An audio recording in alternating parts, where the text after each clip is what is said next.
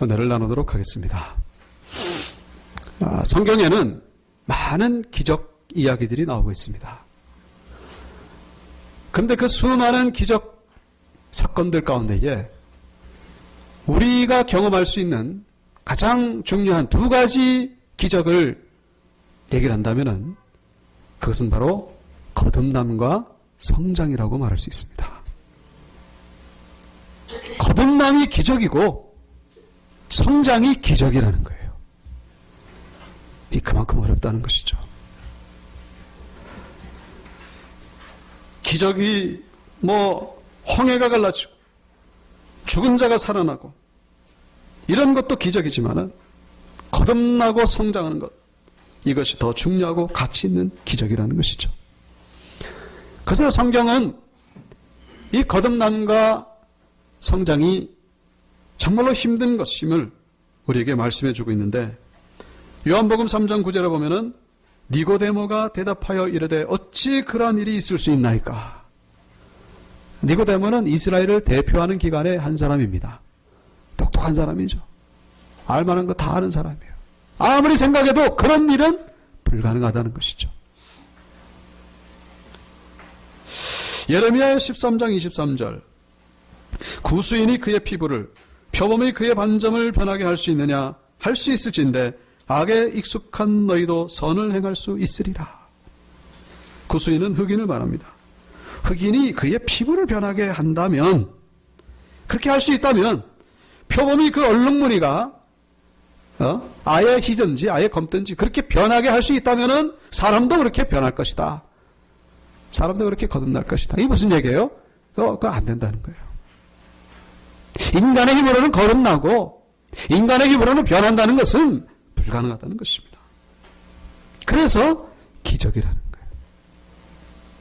성경의 모든 이 기적들 속에는 하나의 공통된 부분이 있습니다. 그 모든 기적들 가운데에 바로 하나님의 말씀이 맺다는 거예요. 말씀이 임함으로 기적이 일어났다는 것입니다. 기적이 일어난다는 건 뭡니까? 거기에 문제가 있다는 거예요. 그 문제를 인간의 힘으로 어떻게 안 되니까 기적이 일어난 거예요. 문제라고 하는 것은 다른 말로 하면은 질서가 깨졌다는 거예요. 우리 몸의 질서가 깨지면 어떻게 됩니까? 병이 오는 거죠. 병들었다 그건 그 질서가 깨진 거예요. 감기도 마찬가지고. 마음의 질서가 깨지면은 정신병이 오는 거죠. 사람과의 관계가 질서가 깨지면은 갈등과 분열과 더 커지면은 전쟁이 오는 거예요.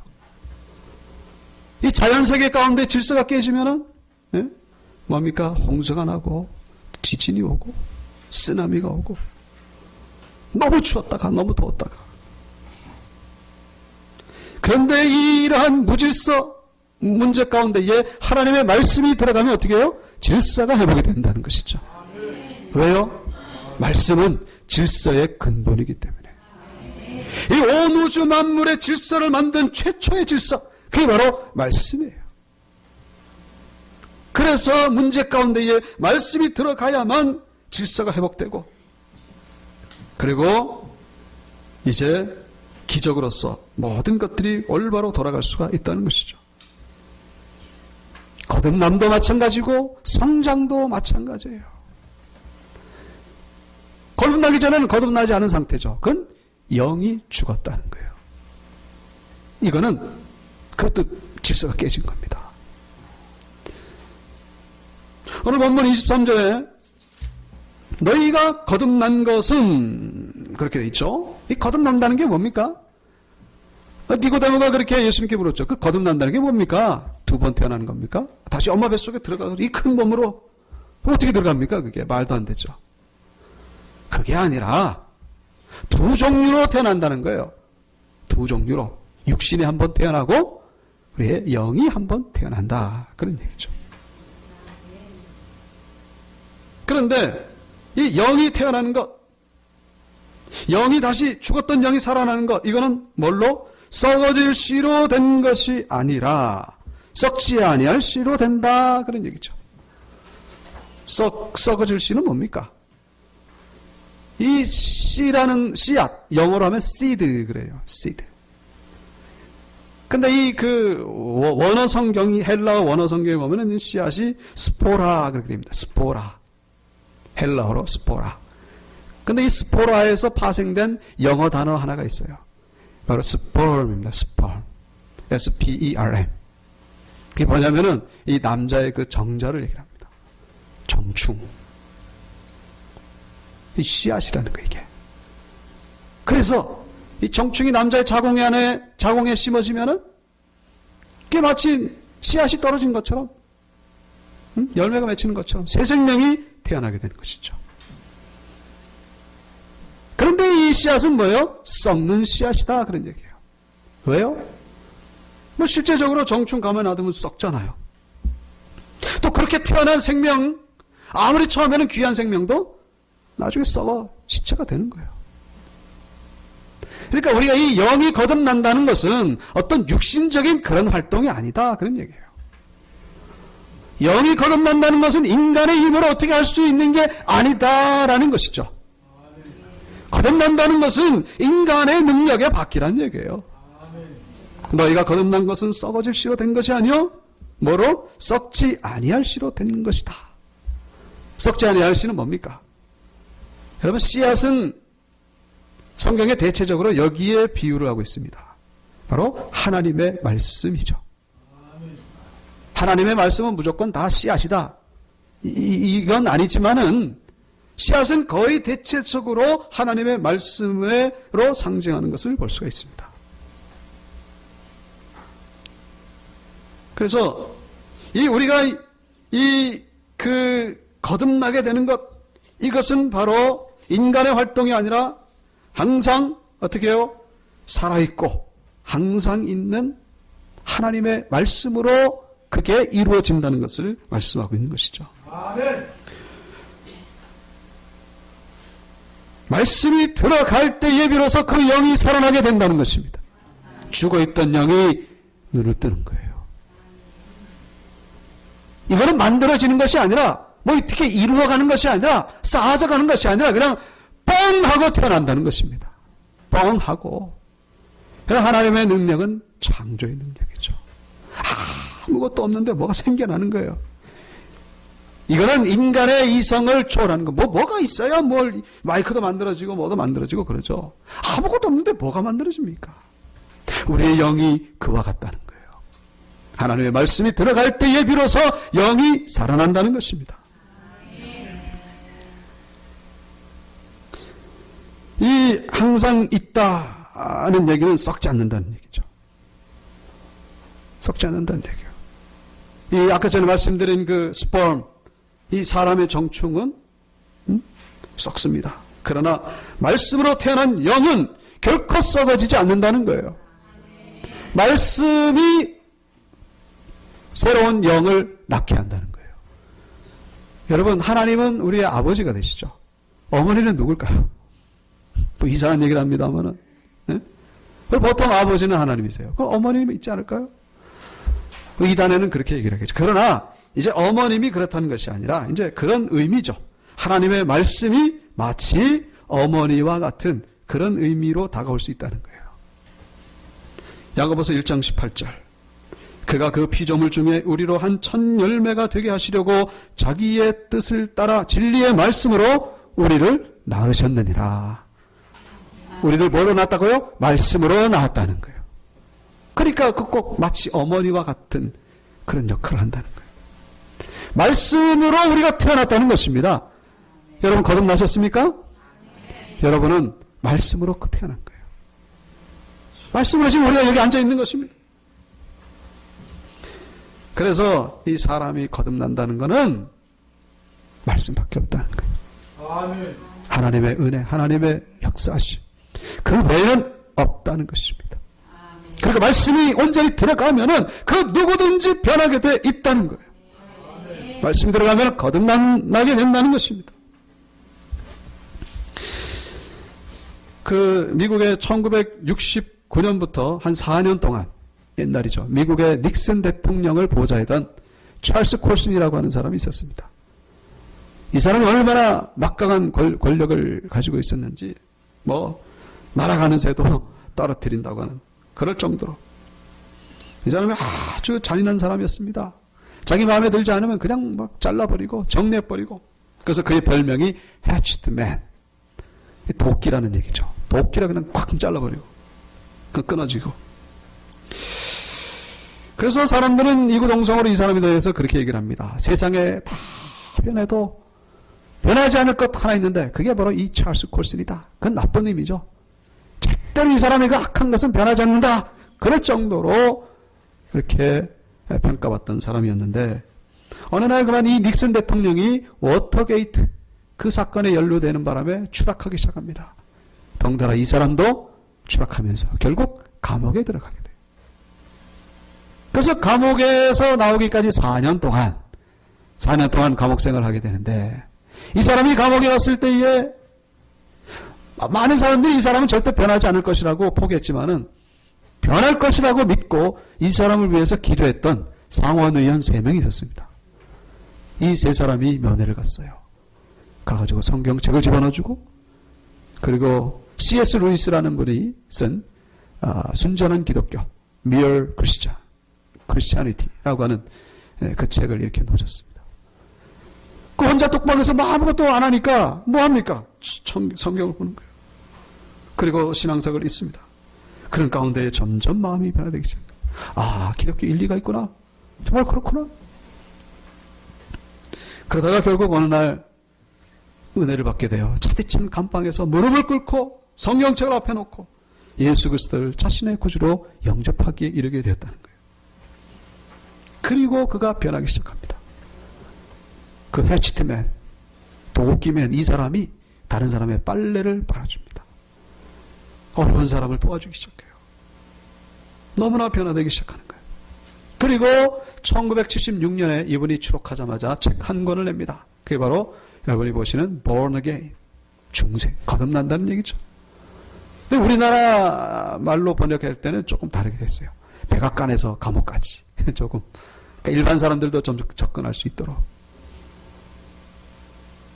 이분이 그 나중에 교도소 선교회, Prison Fellowship이라는 것도 만들어가지고 재소자들 아주 그 선교 활동, 그 돕고 이런 운동을 전 세계적으로 일으키게 됩니다.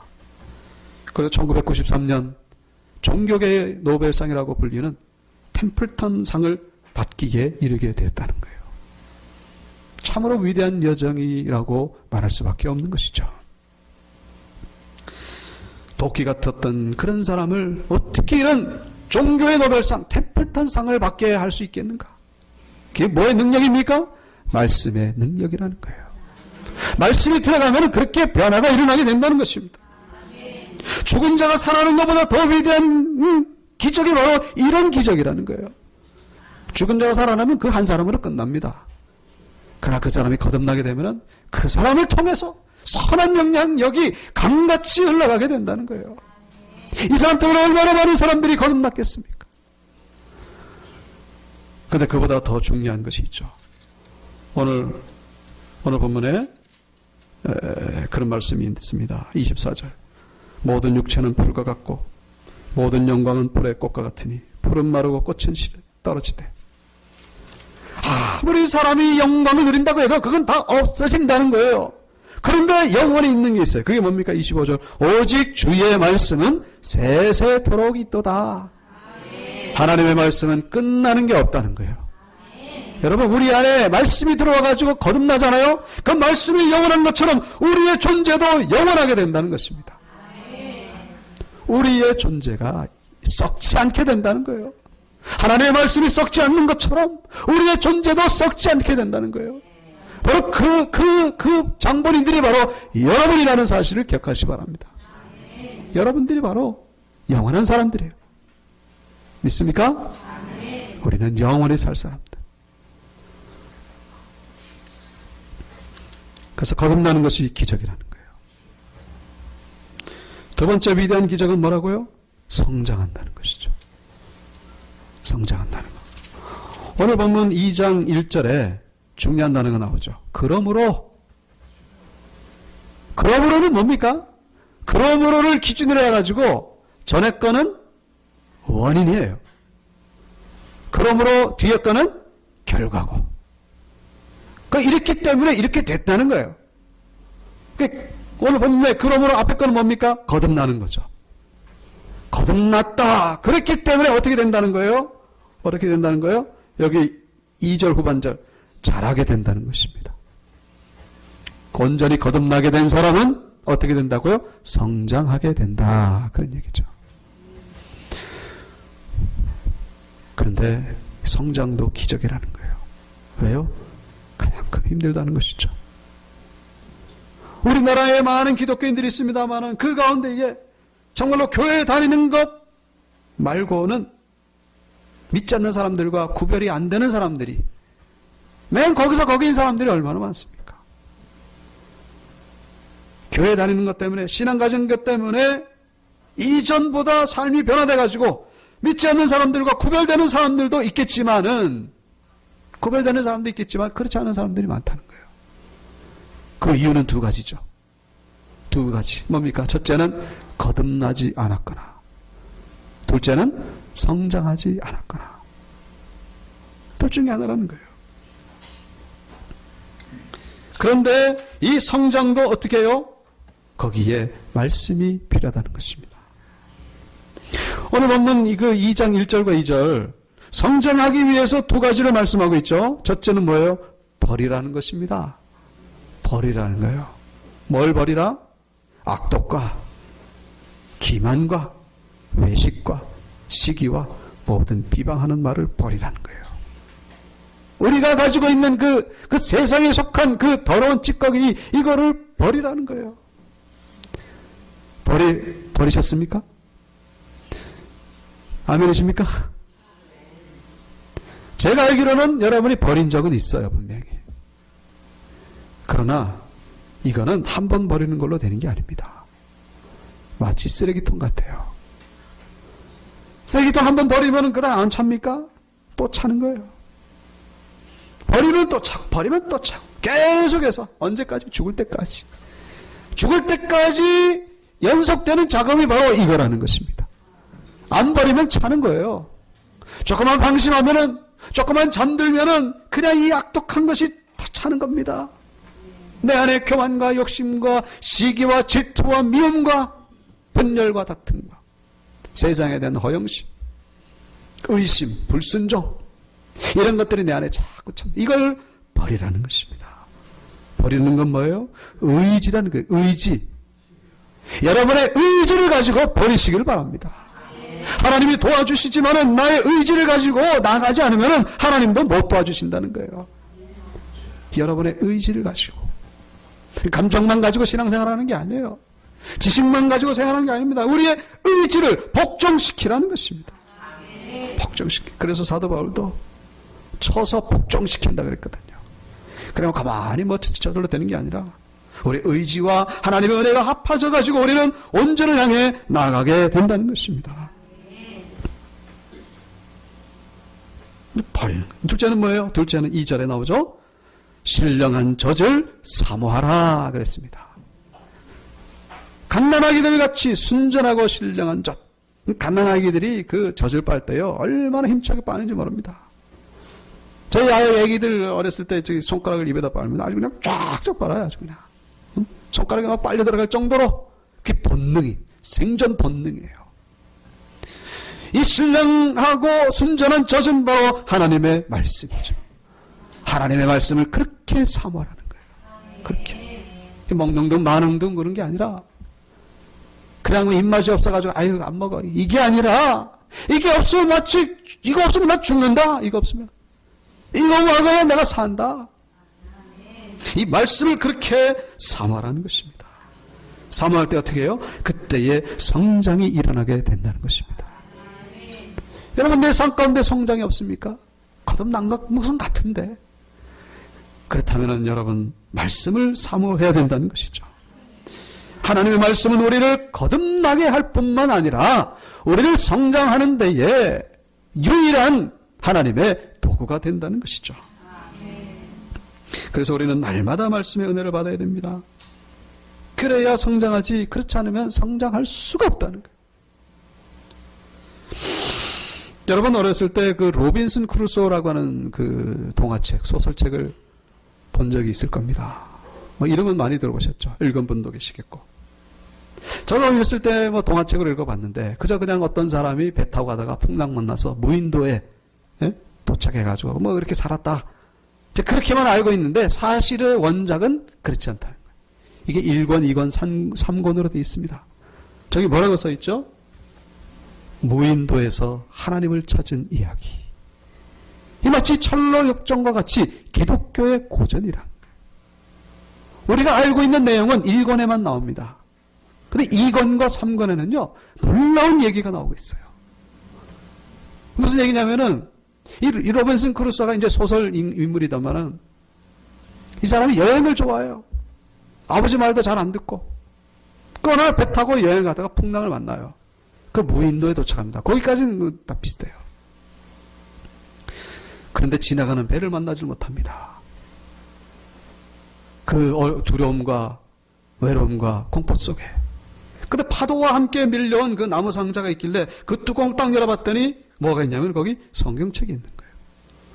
성경책을 딱 펼쳤더니 거기에 바로 시편 50편 15절 말씀.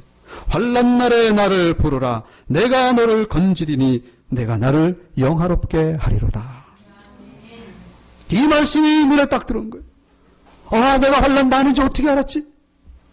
환난 날에 나를 부르라. 그럼 내가 너를 건지겠다. 얼마나 위로가 되는지 말씀인지 몰라요. 날마다 이 말씀을 묵상합니다.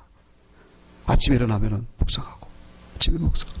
그런데 놀라운 거는 이 환난이라고 하는 것이 결코 지금 내가 무인도에 있는 게 이게 환난이 아니라 진정한 환난이라고 하는 것은 바로 내 심령 안에 있구나라는 것을 깨닫게 됐다는 거예요.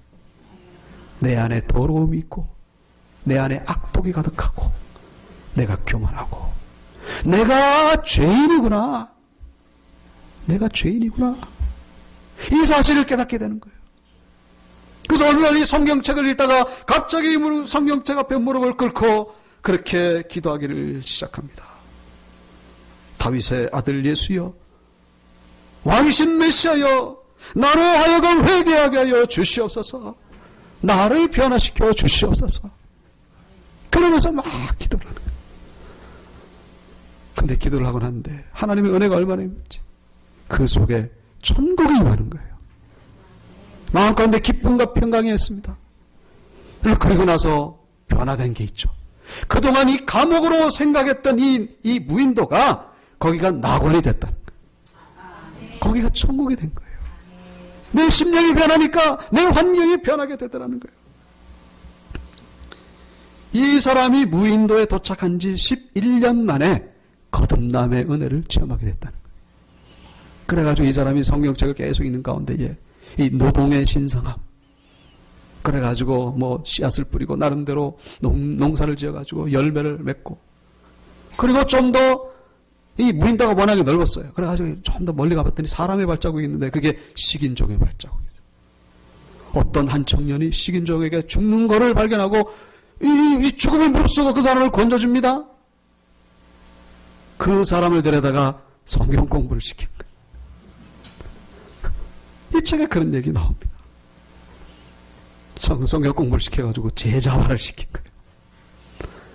이 사람의 믿음이 얼마나 놀랍게 자라는지 로빈슨 크루소보다 더 아주 믿음이 커진 거예요.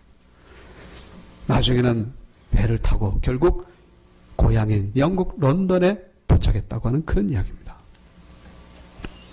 이 다니엘 디포가 이 소설에서 얘기하고 싶은 것은 그거예요. 하나님을 떠난 인생은 풍랑을 만난다, 그 얘기죠. 그래서 어떻게 해요? 무인도에 고립된다는 거예요. 하나님을 떠난 인생은 고독하다는 것입니다. 결국은 외로울 수밖에 없는 것이고 결국은 절망 속에 빠질 수밖에 없다는 거예요. 근데 다행히 하나님의 은혜 가운데에 하나님의 말씀을 통해서 죄인임을 깨닫게 되는 순간 그때부터 천국을 누리게 된다는 것입니다. 근데 그것으로 머무는 것이 아니라 어떻게 해요? 씨를 뿌리는 거예요. 씨를. 그래서 열매를 거두게 된다는 것입니다. 신앙의 열매를 거두게 된다는 거예요. 성령의 열매. 그리고 더 나아가서 어떻게 해요? 복음을 전하는 삶을 살게 된다는 거예요. 그러면서 열심히 살다가 어떻게 해요? 나중에 영원한 고향인 천국에 돌아오게 된다는 것. 그 이야기를 이 소설에서 하고 있다는 것입니다. 사랑하는 교회 성도 여러분, 여러분은 지금 로빈슨 크루소의 삶 가운데에 어느 부분에 해당된다고 생각하십니까? 여전히 풍랑입니까? 아니면 아직까지 죄인임을 깨닫지 못했습니까? 아니면 그거는 지났습니까? 그렇다면 이제는 열매 맺는 삶을 살게 되기를 축원합니다. 그러기 위해서는 어떻게 해요? 말씀을 우리는 가까이 해야 된다는 거예요. 저기 제목이 나오잖아요. 무인도에서 누구를? 하나님을 찾은 이야기. 무엇을 통해서? 하나님의 말씀을 통해서만이 하나님을 만나게 되고 삶이 변하게 된다는 것입니다. 사랑하는 여러분, 변화된 삶을 살기를 원한다면 말씀을 가까이 하시길 바랍니다. 말씀을 묵상하시고 읽으시고 말씀을 듣고 은혜를 받으시고 말씀을 나누시고 셀mal 말 때 말씀으로 교제를 나누세요. 그러면 하나님이 기뻐하시는 사람으로 변화된다는 것입니다. 말씀을 마치겠습니다. 우리 이 시간 본인에게 두 가지를 물어보시길 바랍니다. 나는 거듭났는가? 나는 거듭났는가? 그리고 또 한 가지는 뭐예요? 나는 성장하고 있는가? 그렇지 않다면 하나님께로 나오시기 바랍니다. 하나님의 말씀을 붙잡으시기 바랍니다. 그래서 하나님이 기뻐하시는, 하나님께 영광 돌리는 모두가 되기를 주의 이름으로 축원합니다. 다 같이 일어나셔서 찬송 예수를 나의